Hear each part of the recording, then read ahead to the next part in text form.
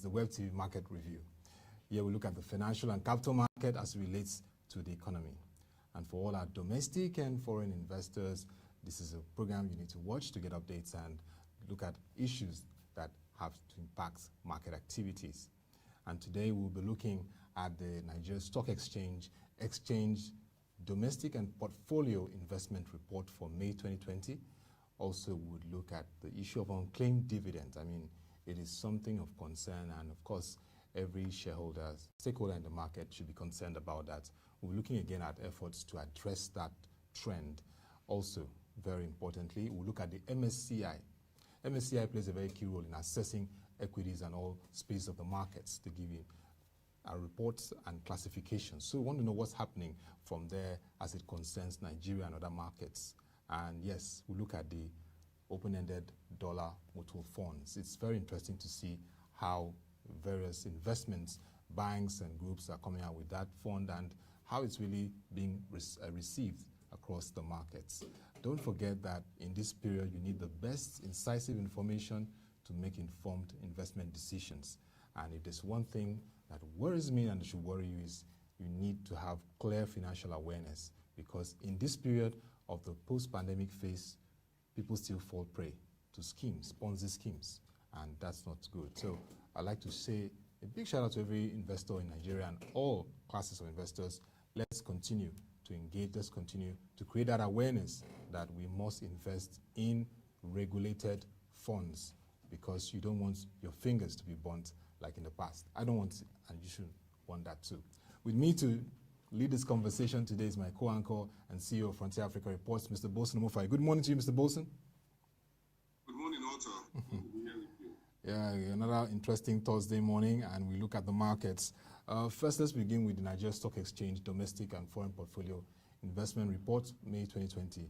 It was exciting to you to see how the domestic side is still dominating, playing its role, but there's an interesting point around the new class of investors that are coming out from what we've seen. Yes, Otto, I spent about 3 decades covering the markets here, and I remember those early days in which the market was largely tilted in favor of the foreign investors. At some point, 70%, 75%. At some point, this was getting close to about 80% in terms of crowding out of the local players in the Nigerian equity market. Then over time, we've seen some measures being taken by the Securities and Exchange Commission, the Nigerian Stock Exchange, and the Nigerian government. In particular, over the last 20 years since the advent of civilian democracy, in which we've been able to further utilize the instruments of the Debt Management Office and the Central Bank and the Ministry of Finance to come into the market and open up the market space in such a way that it allows local private sector companies, in particular the banks, to approach the international market for Eurobond offerings. And that was the beginning of some of the things we're seeing today. Again, but most importantly from the Paris Club arrangements that we had under the Obasanjo's administration with Ngozi Okonjo-Iweala to get Nigerians debt repayment, in which we got a hefty haircut on our debt of about $30-something billion back then. So that sort of opened the space for more foreign investors to come in, but also for local investors to be able to come into the market. Then in 2004, I guess, or so, we went for the pension market reform. One of the biggest reforms in our time. Yes, yes, exactly, which brought PENCOM onto the scene. So we've seen the impact of financial markets liberalization, broadly speaking, on the government side, and then you give that credit to the Obasanjo's administration and the successive administrations in allowing the market to become more deepened by allowing local investors, local institutions to come up. So we saw the emergence of PFAs in the private sector, that are very robust today. They are sitting on trillions and trillions of pension naira assets, whether it is retirement savings account or whatever, close-ended for status. So you find that, and you find these guys coming to the market. And you find the insurance companies also buying into the market. So you've seen an increased interest in domestic markets, again, because of the government opening up the space and allowing local investors to come in. And then after that, we now saw the bank sector consolidation, which came in at the time when income was coming through. The market boomed. We have the baby boomers in the market. Then the market tanked. They have the global financial system instability in 2009. Yes. Then our own market hit the bottom in 2008, first quarter. Yeah. Then you saw the implosion of the PPO market, which was the private placement office market. So, in a manner of speaking, we had something that exposed the market more to local investors from that time onward. Then moving forward after that, also you found more liberalization in the market, in which you now have not just Nigerian Stock Exchange, but NASD over-the-counter and FMBQ, securities, FMBQ group. Now, all of these activities, including the interventions of the central bank in the last 5 years in the FX market, there are hedging products on the FMBQ, the treasury bills, exposure to the open market operations, the Naira bond, then the DMO through the federal government are coming with the savings bond, the Naira savings bond monthly. All of these are now exposed the market to much more interesting investors that are new in nature, other than the folks that I started reporting the market with, the late Akitunde Asalu Group and the rest of them, who depend 90% of the time on just waiting for the dividend at the annual general meeting.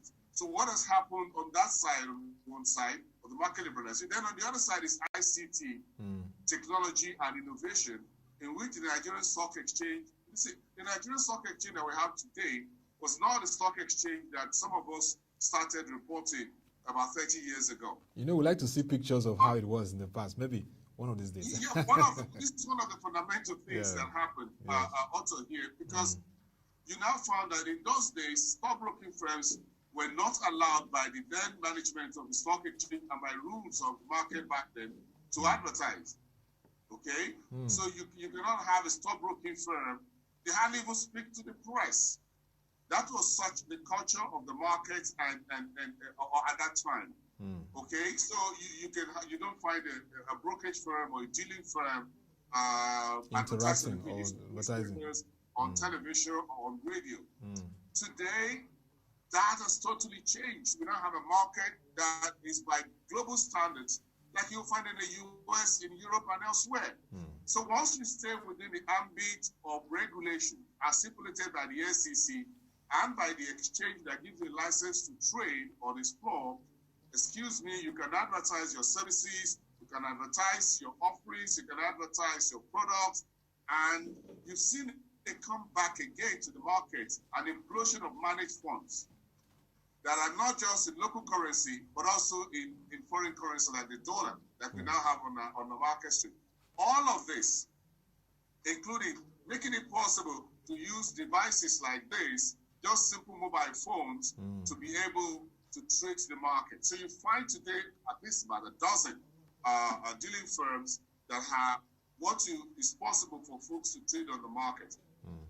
So you have a new generation of investors that are different from you and I, who want to sit in annual shareholders meeting for our retirement and just enjoy the 2-3 hours or 4 hours of that to get some sunshine out of our homes. Now these guys want to trade on the go. They are on social media. They are more interested in price appreciation rather than dividend. They don't have the time to wait till the end of the year and start calculating 30 kobo, 50 kobo per dividend per share. They are leveraging T+3. And you spoke to the CEO of the CSCS, I think about a week or two ago. Yes. Aaron Ajalo Waziri. He talked about his 11-year-old son. Thank you. And if you see the growth that the CSCS, which was formed in 1997, and started becoming a depository for the stock. If you see the growth of this organization, the Central Depository and Clearing System, you see the CSCS PLC group. That tells you today that the CSCS is ramping on the back of this new class of investors. So you have increased number of people in the market who, from T+7, when some of us got into the market street, we start trying to cut at it, to T+3, and you go close to T+1, in which you can get in the market on Monday and get out before Friday or by Friday, and you've made some money. So you don't need to wait 365 days and start waiting on dividend. Also, we have new classes of investors. So that's why you see the increased Nigerians in the domestic market, equity market, according to the stock exchange report for the month of May. People increasing, they are playing the market. Those who are increasing their place, some of them are institutional, but that reports that are published by ProShare, which the Nigerian Stock Exchange actually released initially, show that retail investors also increase in number, the size of what they are doing in the market they are playing. And where is that coming from? From folks who are sitting down between March, April, and May and looking at the pandemic and seeing that this COVID-19 problem might not really go away quickly. So instead of spending the whole money or whatever it is, can we just put a bit of this in the markets on Monday, try to look at the stock market table, watch your show, watch others on television, read the stock tables, go to the analyst report that you publish regularly and all of that, look at the share price, the stock market prices, stocks counters they can get into, make 20 kobo, 30 kobo, 50 kobo gain in a week, and get out by the end of the week. You're not going to get that if you wait for dividend. So those who are waiting for dividend are the big boys, the Aliko, the Aidibokwede, the Femi Otedola, and the rest of them. These are big ticket investors whose dividends at the end of the year come in hundreds or dozens of millions and perhaps a few billions of naira. They know what they're putting those money into. So if Aliko gets a big chunk of dividend, he puts it in the refinery project. If I'm not going to wait because I don't have a refinery project, so what do I have? So I need to play the market as a great trader and try to see how to get cash flow. So I need a monthly, weekly cash flow. I'm not in the same class with Aliko and Femi Otedola and the likes, and other guys and Rabiu at Abua Group. Those guys are big ticket guys. So we see these retail investors, young guys. So what you see in that report, Otter, is innovation that the Nigerian Stock Exchange has brought to bear. The deepening of the market, having more than one securities exchange, allows people to see the other side of the coin. And you'll be surprised. Look at the numbers also from FMDQ, for example. You will see the increase in the size of the FMDQ debt market as well. Capitalization. All of this is what happens when the government allows the private sector, to be fully liberalized, and we expect to see more from the SEC under the new leadership. I mean, what you really said is very instructive of the fact that leveraging technology. So apps, during the pandemic, it did not affect how the markets operated. People could still use their digital platforms to trade, to take decisions, and that's interesting, Bosun, if we look at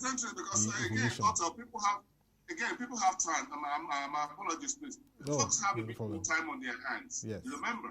Instead of spending those long hours going to work and coming back home, folks are working from home. So that gives them a bit of more time to think through their investment plans and options and where to make some extra cash. So the pandemic, in the long run, may have some benefits to emerging and frontier markets such as Nigeria, if you begin to do the numbers at the end of the day.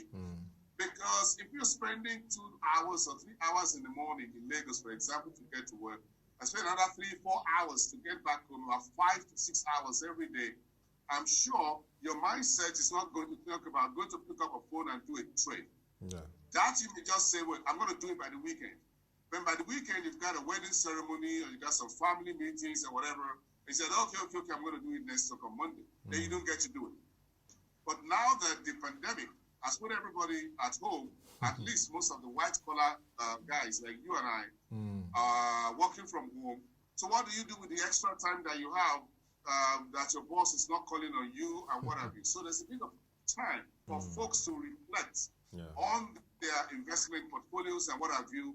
So you see the managed funds, you see the equity funds, and you see the opportunity that is also coming through that some of the dealing firms are taking. So this pandemic could actually be some sort of blessing in disguise at some point around some corners of our economy and the financial system. Yeah, I mean, Bolson, this is really very valid, because even over the weekend where the Zinvest had their webinar, investment webinar, part of the economic series, the polls showed that people value more of investments that bring capital appreciation, like you were saying. It was higher than even capital preservation. That shows that new class of investors have really come on board. Very, very interesting. Yes, yes. And see, folks want capital appreciation. What is wealth creation? You just want your money to work for you. That's the way it works. Yeah. And if you have fund managers and those who are now further liberalized, allowed by rules of the SEC and the stock exchange you'll be surprised. It's a different new world. Also, I can't overstate this. You find brokerage firms, investment firms on social media, on Twitter, on LinkedIn. I said, oh my God, who's going to allow this 20, 30 years ago? You were hardly allowed to talk. Now you find... We used to look at it as very sophisticated, very sophisticated. Even the stock exchange itself is up front and in the face of everyone, including FMDQ or NESC. It's a brand new world, Otto, here. The world is changed. We just need to move forward a little bit further and try to use this momentum to get more issuers into the market. So I think that is the next level. Yeah. We need to, and I said this a couple of days ago, that, look, we need to get more issuers into the market. We need to get more IPOs, we need to get more startups into the market.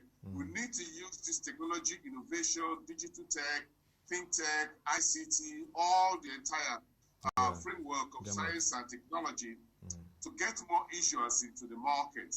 How we do that? We're already working well with the government, and we can do more on the government side as well with the green revolution or climate change bonds. Access Bank is in the market, TMO is in the market, Ministry of Environment is in the market, government is doing sukuk, all well and good. We'll see more commercial papers from existing companies. That's also good from the big boys, Dangote, and MTN, and the rest of them. But we need startups. We need the SMEs. Yesterday, the World Economic Forum report says that, look, the SMEs, small businesses, might just be the safety net in post-COVID-19 economic recovery for Africa. And I took that as very important. And then I said it 6 months ago, that we need to look at our small businesses and SMEs. We did the same story came out of our webinar yesterday by Asa Africa. That look, SMEs and SMEs should be the focus for Africa. Small businesses are the game changers. How we bring them into the entire conversation and how we leverage them. So even the economic sustainability plan, which was approved yesterday by the cabinet, 2.3 trillion naira, should be 90% in the hands of SMEs that involve youth and involve women and the creative sector and agriculture.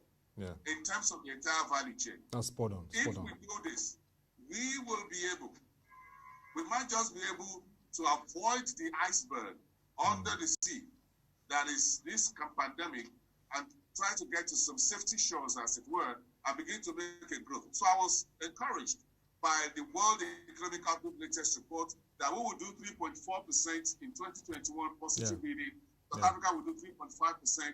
Not so much difference there, but if we can do 3.4% GDP by next year from 1.8% that we did in Q1 this year, that would be a whole lot of miracle. So what happens between now and the end of this year will be very critical, Bolson, yes. Moving forward. Very critical. And that is where my points are. Some of these, if we do it, will also flow into the financial market, which include equities, treasury bills, bond, which the central bank has opened up to individuals, you and I, and every Nigerian on the street to participate in. Yeah, I mean, and it's very important to continue to engage and monitor the initiatives by the exchanges like the Nigerian Stock Exchange, the Growth Board, that's creating the avenue for high growth companies to come on board. And you know, prior to now, the alternative securities markets, the SM, which has the likes of Omoluabi banks and others, but there's a lot of potential in terms of what you've said, supporting SMEs alongside the NASD, the levels of entry for them. It's very important to continue to engage and monitor how the environment is enabled for them to come on board and, of course, access much bigger funds, including the NASD Enterprise Portal. So that's nice to note, Mr. Bolson. And, of course, the likes of Mr. Tony Elumelu have been ahead of this, what the World Economic Forum is saying, because he has had this very interesting, incisive, very strategic platform, the TEP, that brings together enterprises across Africa, over 1,000 yearly, to empower them and through that address the issue of poverty in Africa. So that's a nice note from the World Economic Forum. Now is the time for public and private sector to partner to really support SMEs. So I agree with you there, Mr. Bolson. But another interesting part is the unclaimed dividends. We've been on this for over 2 decades, Mr. Bolson. Very interesting. But you know, the SEC acting DG, Ms. Mary Uduk, said that this year they were going to take it very serious. All avenues to ensure that it's reduced drastically, encouraging all stakeholders, leveraging digital. That was part of the agenda. COVID-19 has come, but yes, it's still a top agenda for the Securities and Exchange Commission. Well, as I said, this is the big elephant in the room. How we reduce this becomes something that is a work in progress. It's been a big issue for years and decades. Over the last few years, in the last 3 years or so, or 4, and we must give credit to the Securities and Exchange Commission working round the clock to reduce this.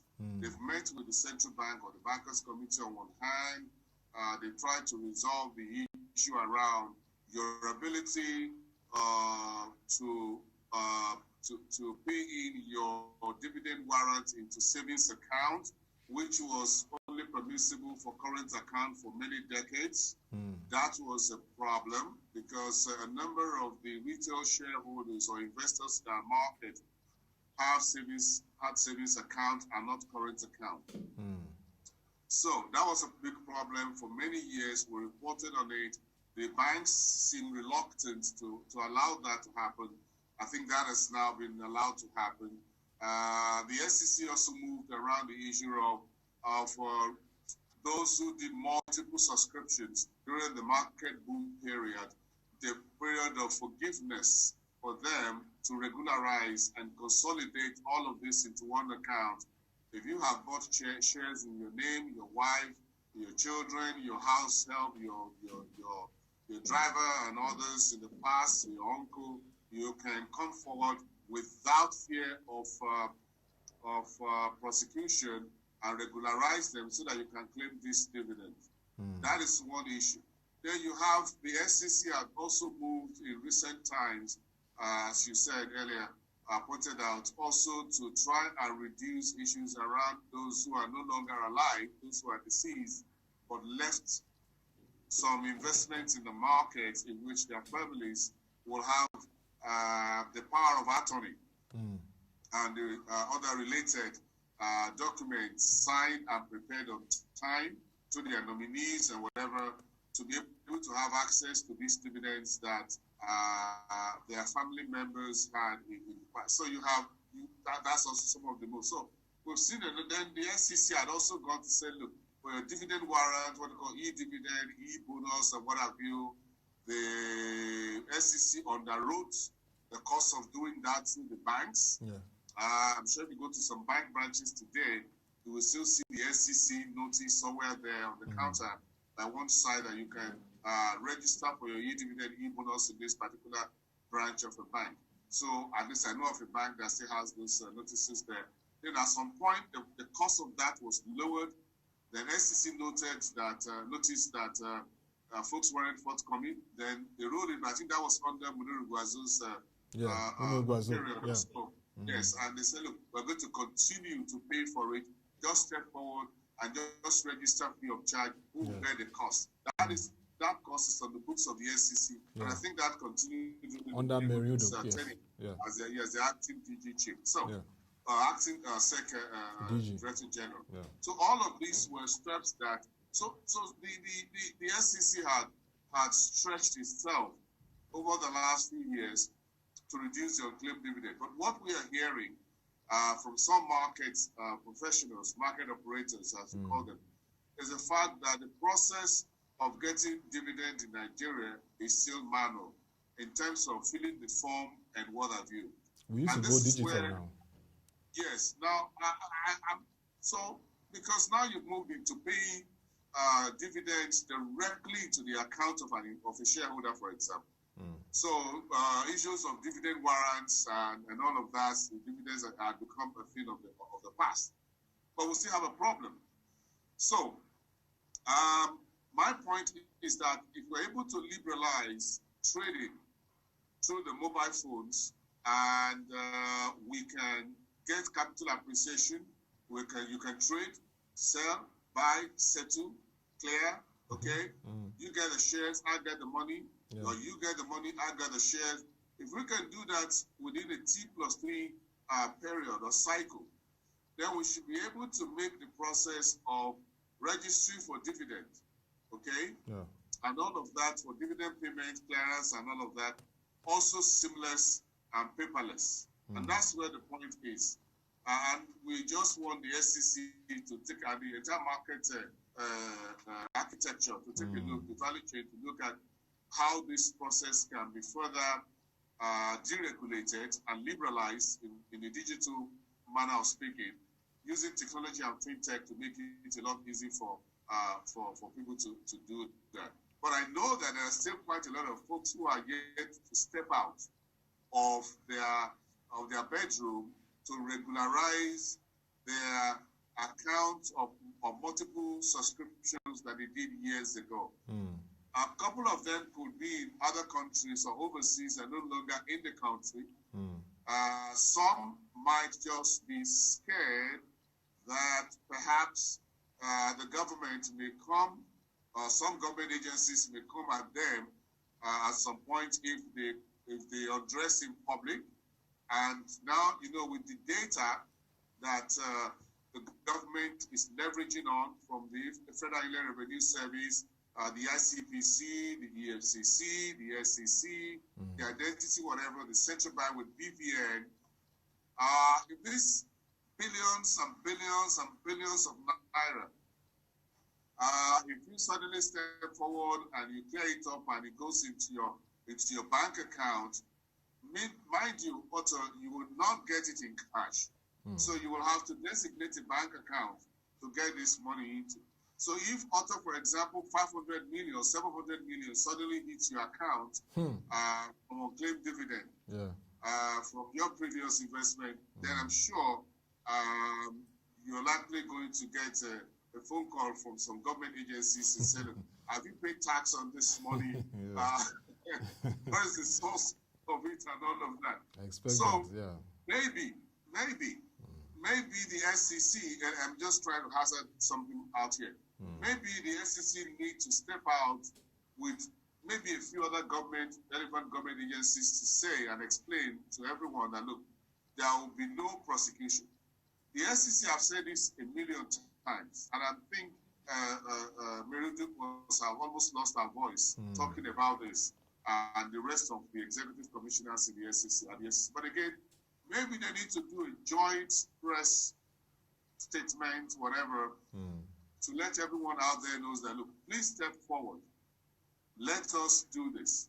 And perhaps a bit of these dividends are also tied up in the hands of those who are owing AMCON. Remember, AMCON is also sitting on trillions. Trillions of naira.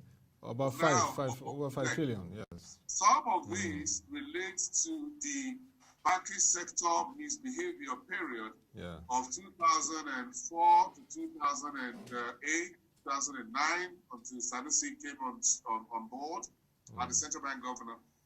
One of the assets that was seized, that was reported by AMCON, I think within the last week, related to certain individuals who took certain loans from Union Bank around 2011. That was according to a press statement issued by AMCON, Public Relations Department, about a week ago. And we published that on TAF because I'm sure it was published in the newspapers as well. So some of these may relate to shares, okay? And all of that are still hanging out there.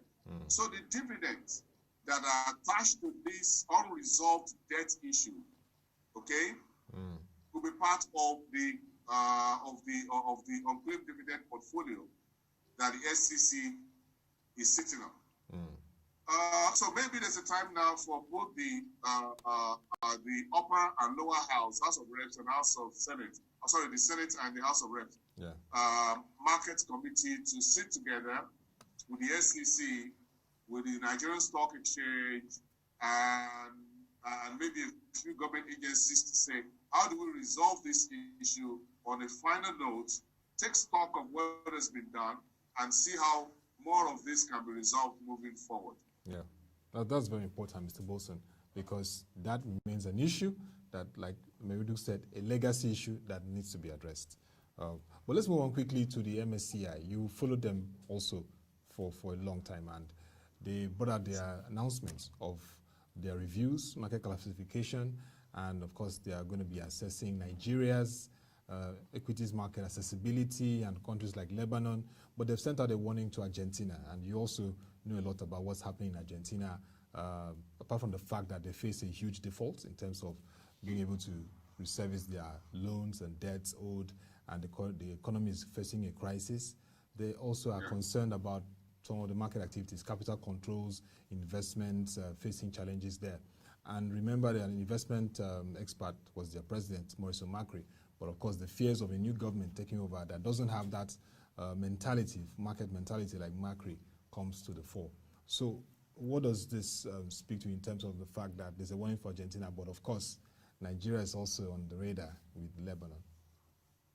I think the MSCI notice of accessibility for Nigerian market speaks simply to liquidity, FX liquidity pressure that Nigeria currently faces.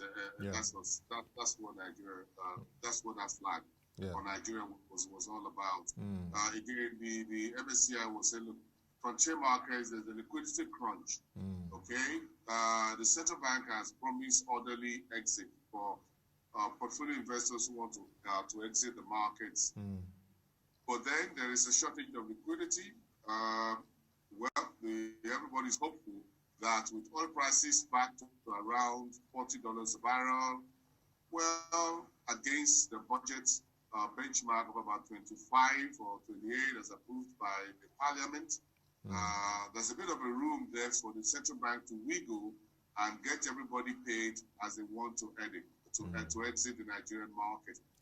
Now, what is happening from industry sources is that foreign portfolio investors are reinvesting some of their monies in the market locally because they can't exit, and this money is not just going to sit down there.